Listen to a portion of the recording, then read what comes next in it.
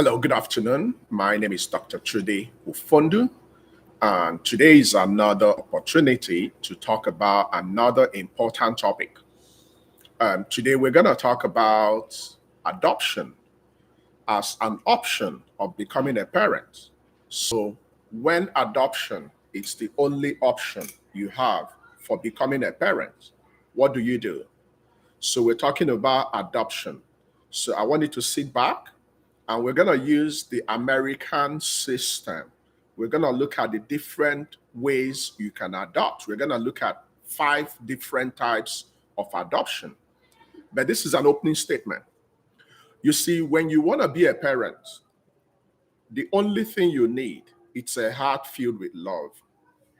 Now, becoming a parent is a journey. It's not a destination. It's a journey you will be on for the rest of your life. And there are so many ways you can become a parent.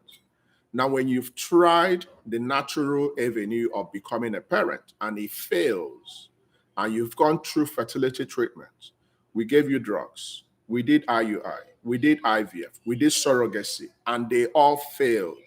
And it was obvious you gave you your best. And you are also not within that same time frame to still continue. So there are so many people that might not be able to continue to try for different methods. When you have done all this and you are not able to succeed in becoming a parent, the next option is, the next option is to do what? To escalate. Now, escalation means you go through the means available to you. So becoming a parent is a journey that is very fulfilling. And adopting a baby is also a fulfilling mission, but it can be very stressful. So there are a couple of things you need to be conversant with. Now, what we're going to do today is to make the journey easier. You need to understand that it's also an option of becoming a parent, of becoming a mother, of becoming a father. So come 2022, if you still want to be a parent, when you've done the natural way through PPP method, if it fails, you see a fertility specialist. When you've tried the medical routes, when you've tried IUI, when you've tried IVF, when you've tried surrogacy, and if they are not giving you the outcome you need, you can actually escalate. You can start with adoption. We've had so many people that have what we call blended family. So they have their natural babies, they went for IUI, they went for IVF, and they still adopted. So if you are someone that believes in having a lot of kids, it's possible you want to complete your family. Earlier today, we were talking about gender selection, which actually happens to be the topic for this month. So if you really thought about getting a particular gender, and for some reason, age is not on your side, a couple of factors are not on your side, adoption is a very good avenue for you to complete your family. It is completely okay to go for adoption. Okay, so today we're going to use the American system to look at adoption. Like I mentioned, adopting a child is fulfilling experience for both parents, but it can be very, very daunting and difficult. One of the first obstacles in understanding adoption is knowing the different types of adoption. I'm currently resident in America, so I'm going to use the American system. So in this video, we are going to use American system as a case study. So we're going to look at different types of adoption. When you have a good understanding on different types of adoption in the US, if you're currently in US or any of the developed countries and you're thinking about adoption, you can actually use the US model to decide on what you need to do. So I'm going to start with number one. When you are going through the child welfare system in America, that's one of the first best options. So this is also known as foster care. So number one route you can use to adopt in America is what? Through child welfare system. And this is a beautiful thing. So there is a particular arm of an American agency that actually looks out for the kids. It's a welcome development because there are so many women that opted to keep their babies in lieu of abortion. So adoption is always a better option compared to abortion. So if you became pregnant and you couldn't take care of your baby, you can give up the right of that baby. The child welfare system can take that baby, and that baby might be eligible for adoption. Adopting children under the foster care system is actually governed under a lot of things in the state. So most children in this category are children that were abused. children that were abandoned, or children that were neglected by their biological parents. And the state has to come in and take care of these kids. So if you look around in an organized society, anywhere the kids are not taken care of, that society is not going to thrive. So in America, they have a system that can take care of people that were abusing their kids, abandoning their kids, neglected their kids. The state can come in and take over the kids and put them in foster care. After all these things are done, the biological parent's right will be terminated. So once the biological parent's right of parenting is terminated, that child will be available for adoption. So number one place to get legal adoption is through what? The child welfare system. Now, if you're in America or any of the developed countries and you're looking to adopt outside your domain, the next option of adoption is what we call international adoption. So according to the US Department of Health and Human Services, international adoption is actually extremely common. So if you look around you, you can see people from different races adopting kids from different, races. So you can see Caucasian family adopting Black family. You can see Black family adopting Asian family. So it's all part of adoption from international routes. Many of these families have a wide search. Most of these families are families that just want to use that opportunity to provide for children from poor family in underdeveloped or developing countries. So a situation where someone takes off from America, goes to Nigeria, goes to Kenya, goes to Uganda, that particular type of adoption is qualified as what? International adoption. It's actually the commonest in America. So one of the basic reasons that the family will want to go this route is to do what? To provide opportunities to help the kids that are coming from poor family in underdeveloped countries or developing countries, to give them a very good family orientation. This particular type is actually expensive and challenging. In America, one of the greatest problems is getting citizenship, filing for citizenship for this child and bringing the child over. But this is commonly practiced. So if you have the resources and if you have patience, which is what you need as a parent, you can go for this. Now, the other type of adoption is what we call private adoption. Private adoption is also an expensive option in adoption. In private adoption, it's normally done through agency, and it's extremely expensive. In America, you have to have about $20,000 up to go for private adoption.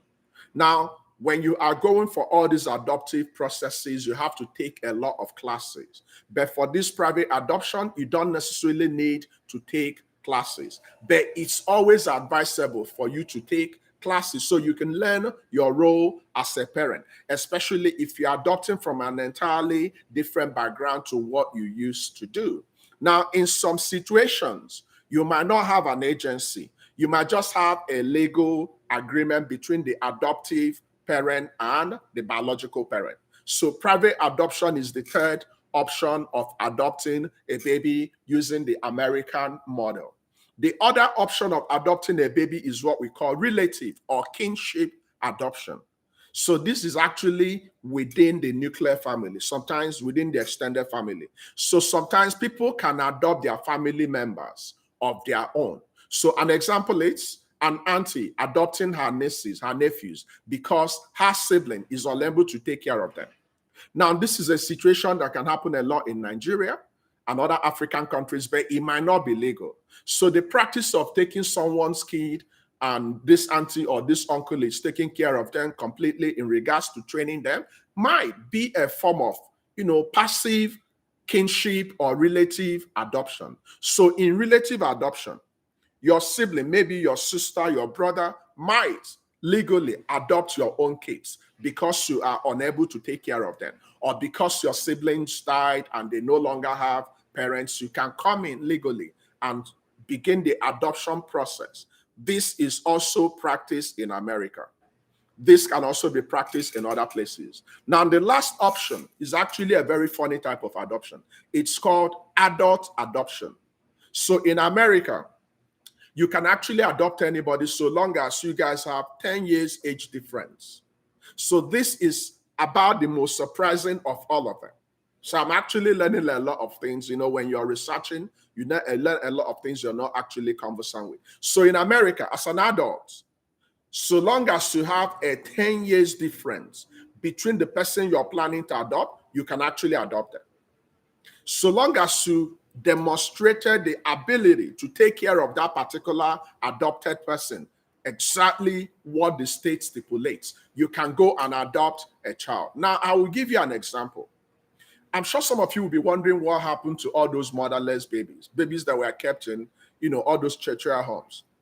Now, by the time they get to 17, they actually graduate. There's a particular process we call them. By the time they get to 18, they are assumed to be adults. So in this adult adoption, for example, the youth placed in a foster home at 17, by the time he or she is 18 years old, a caregiver or someone else and the youth who they have actually had a kind of a relationship. So a caregiver or someone that work in that place might have actually been looking after this kid, giving the kid a kind of a guidance. Both of them can agree. So that youth in that foster home who is 18, because by the time you get to 18, you are now an adult, can have a mutual agreement with that adult who must be at least 10 years older than the particular youth. Both of them can have an agreement, and if everything goes okay, they can all be adopted. So the caregiver can adopt that kid at the age of 18. So it's all about love. Now you might be wondering, what's the best and what's the recommended type? Guess what? There is no one type best for any family. What works for your own family is unique to you. So if you're considering adopting, start the planning process, make inquiries, figure out what is applicable in your zone. Like if you're in Nigeria, we hear a lot of things about adoption is expensive, is difficult, but we've seen people that adopted in Nigeria. So make inquiries, go through your state government, go through your churches, go through your friends, go through some agencies, go through Ministry for Women Affairs, find out what is required, work towards going for it. Once your mind is made up to be a parent, nothing can stop you. Be sure to consider your finances. Adopting a child is expensive. You have to have a lot of patience. You have to be resilient. You have to be willing to navigate both the international and transracial complications. There are so many things involved in becoming a parent. The same thing is applicable when you are going for adoption. So the most important thing is the decision to adopt and the process and the planning and making sure you do your own part. So adoption, it's also an option of becoming a parent. Okay, so I'm going to allow us interact. So if you have a few questions, please go ahead and ask, and I'll provide you feedbacks. I'm going to take your questions in regards to this particular topic.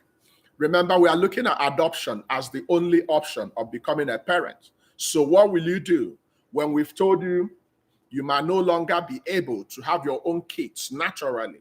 So it's possible you've gone into menopause. It's possible you had failed IVF. It's possible you might not have the resources to go for surrogacy, or you don't just, agree with that particular route. What will you do when adoption is staring you in the face and you genuinely want to do this? That's what we're discussing this evening. Okay? Can the biological parent of an adopted child get them back? No. So this is the deal, like the child welfare system.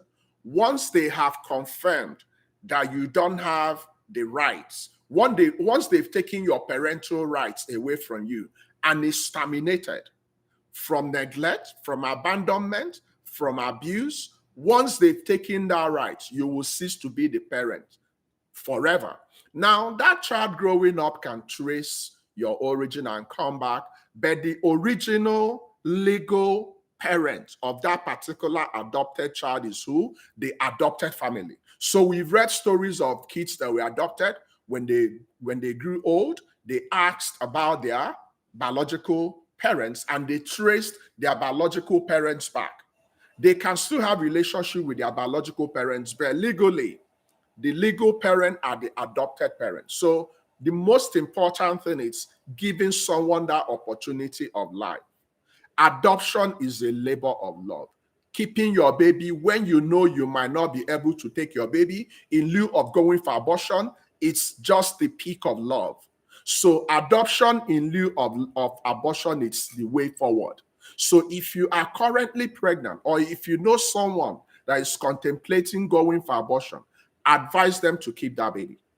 No matter the shame the society is going to put on you, when it's all said and done, there is this joy of knowing you're a parent. There is this joy of knowing you're responsible for somebody. Okay, very, very important. Can a child with special needs be adopted? 100%. Matter of fact, in most of the international adoptions, guess what? Most of the people that have the resources, most of the people that are celebrities actually go to underdeveloped countries, developing countries. I'm sure you guys are conversant with Madonna and a couple of other celebrities. They go to Africa. They look for kids that probably their parents died of HIV, or they have particular condition and they were abandoned. Maybe they have a syndrome, or they have a particular medical condition that particular community cannot take care of them. They can adopt them. So disabled kids can be adopted. Now remember that disability is ability in a different way. But in so many societies, Nigeria inclusive, we shame kids that are disabled. So kids that have autism, kids that have Down syndrome, kids that have developmental problems are abandoned, are abused, are written off. So families that understand the need of children can go and adopt them. Every living individual has something special in them. So special care needs, special kids with disability are special care people. They have special needs. They have special talent. If you give them thriving environment, if you give them that love, they can reach their potentials. So the answer is yes. Can one be too old to adopt? Now, from what we know, from what I told us, remember in America, we also have adult adoption. So from our concept in America here, so long as you are 10 years older than the person you're trying to adopt, you can actually do adult adoption. So adult adoption in America is from 18 years up. Now, I'm still going to research on the age limit because I know there should be some criteria for when you can adopt, because a 100-year-old lady or a 100-year-old man who might not be able to look after himself cannot start adopting, someone he or she cannot take care of. So I'm sure there might be some age criteria. So I'm going to research about that, then piggyback. How much does adoption cost in Nigeria? I don't know the exact cost, but definitely if it's done the legal way, from what I heard, it's supposed to be affordable. But because there are so many things that are not done the right way, it might be way, way too expensive. Now, don't mistake adoption for baby factories. There are babies. They go and they confuse women. They, tell them, they are pregnant, but they just go and get young ladies, get them pregnant, and they begin to sell those babies. If you are going for adoption, please make sure you go through the legal way.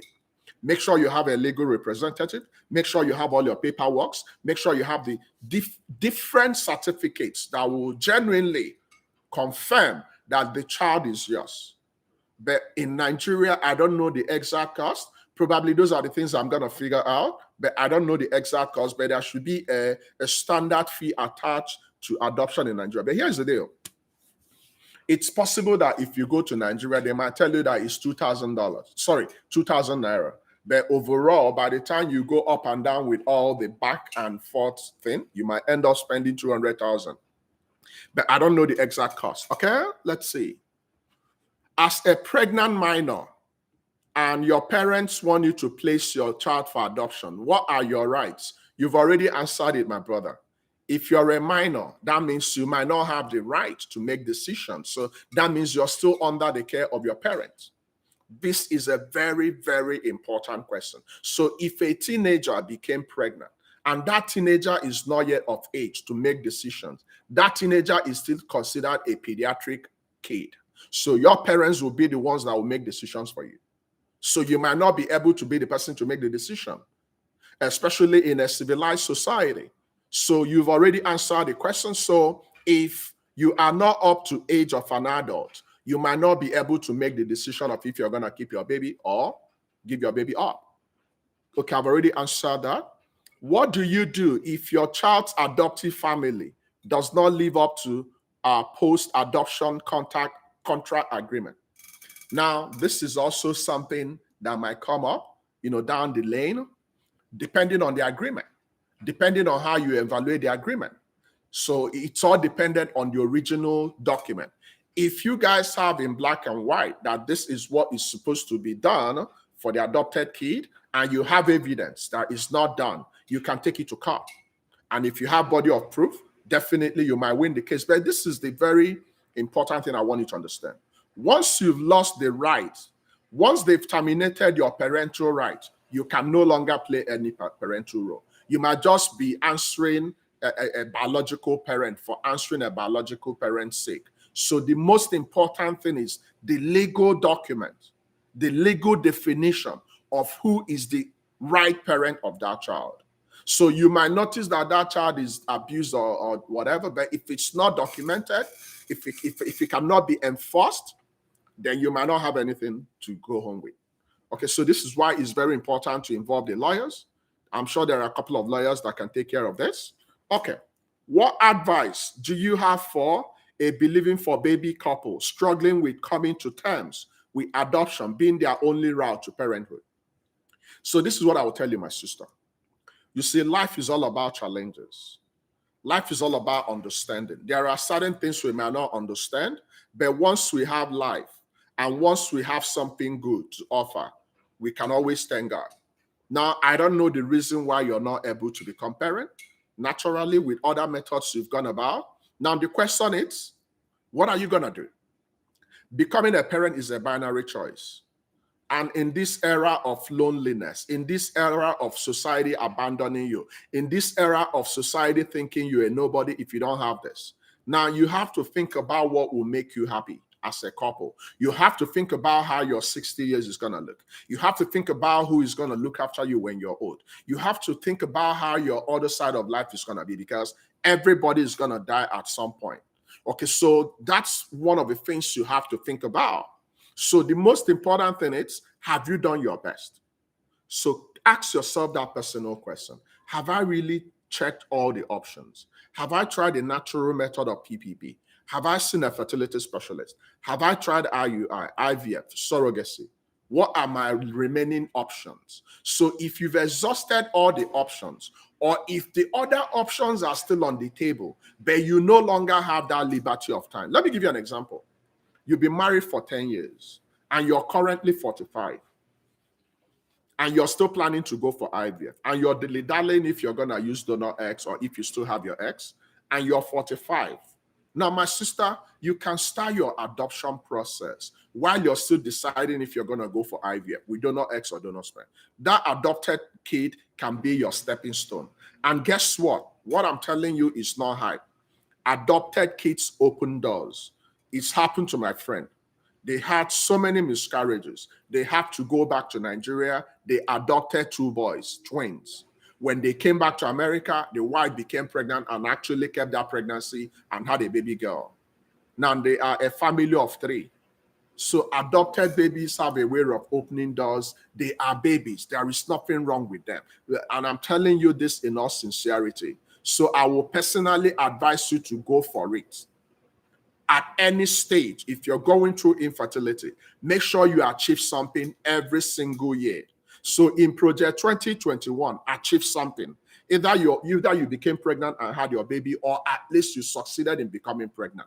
Don't allow 2021 just pass by and you don't have anything tangible to hold back to say, this is what I got in 2021. So personally, I will advise you, if you're in our believing for baby category and you're struggling to come to terms with going for adoption, guess what? We are all products of the society we live in. If I'm living in Nigeria, chances are that I might be behaving like majority of people there. But I live in America, so I see life differently. The most important person in life is you. and you're God. So most people might not take the decisions because of how they will be classified, because of how people will think about you. But guess what? At the end of the day, you are the person that will live in this happiness or sadness. So whatever decision you're taking, take it for you. We've had so many of our friends, our couples that took this bold step. Today, when you look at them, one of the things I normally get from my clients when they go for adoption, they will tell me, Doc, I would have adopted a long time ago. So go for it. There is nothing wrong in going for adoption, especially when you've done your best or even while you're doing your best. And it might look like you're not getting outcome. I don't want any member of my group to wait for a baby for 10 years. 10 years is a long time. A baby of 10 years can make a lot of difference in your life. So don't waste time. When you can, go and adopt. Go and make plans and follow through with the plan. And God will bless all your efforts. Beautiful question from my admin. Do we have any other question, please? If we have any other question, please go ahead and ask. I'll provide you feedbacks. Okay? So beautiful question. So adoption is actually one of the top options right now. So if you're in America or any of the developed countries, consider the international adoption. If you're within America, think about the child welfare, think about other aspects you can adopt and go for it. It will make your life a better life. There is absolutely nothing that can stop you from the joy you will derive when you're a parent. A parent is a parent. A baby is a baby.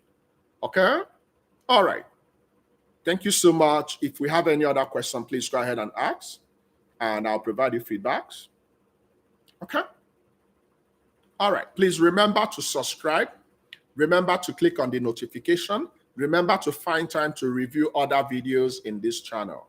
The essence of our channel is to teach you things that will educate you, make you feel better, make you understand, change your attitude so you can take your bold step. Our aim is to help you to become pregnant. And when you're pregnant, have a smooth experience in your pregnancy and go into labor, and after labor, have your baby. Until you have your baby in your hand, we have not succeeded.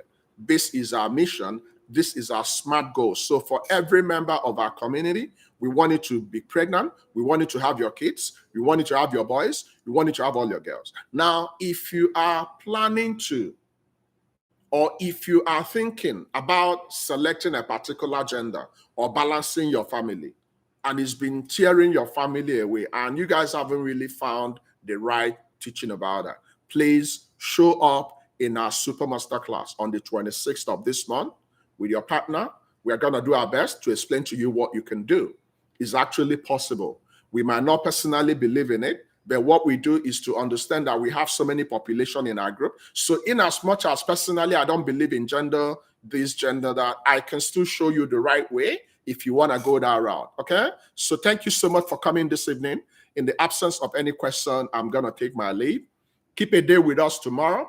Ebenezer, can we share the topic for tomorrow?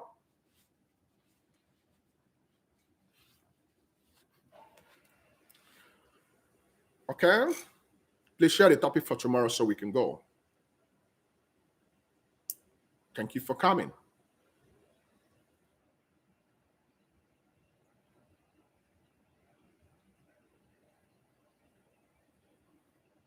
Okay, it looks like Ebenezer is delayed, so I'm going to take my leave now.